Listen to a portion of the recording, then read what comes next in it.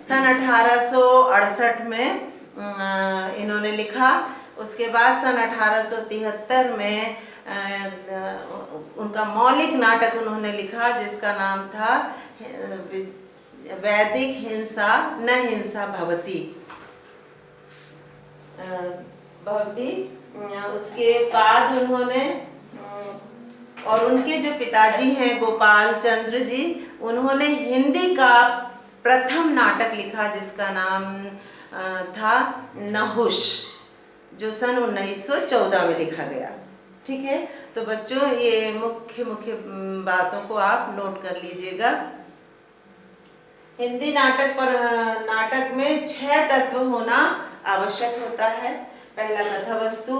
कथावस्तु का तात्पर्य ये है कि किसी भी नाटक का कोई ना कोई विषय होता है और उस विषय में पर हम पूरा नाटक अभिनय करते हैं, खेलते हैं।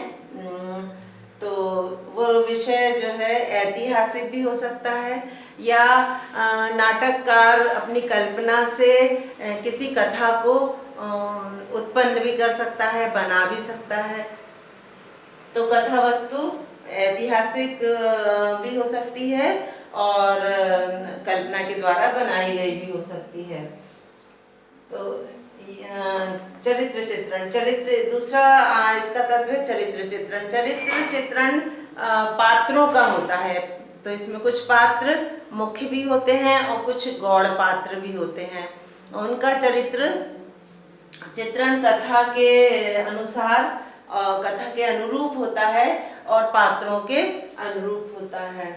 उद्देश्य, और हर नाटक का कोई ना कोई उद्देश्य होता है।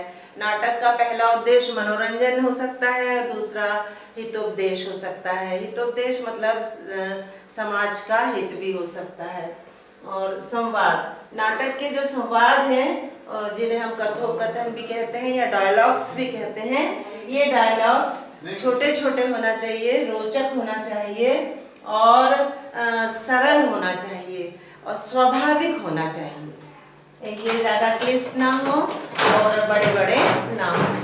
देश काल वातावरण। देश काल वातावरण नाटक जिस समय के अनुसार ऐतिहासिक नाटक है तो मंच में वातावरण ऐतिहासिक बनाया गया हो, देश उसी समय को दिखाया गया हो।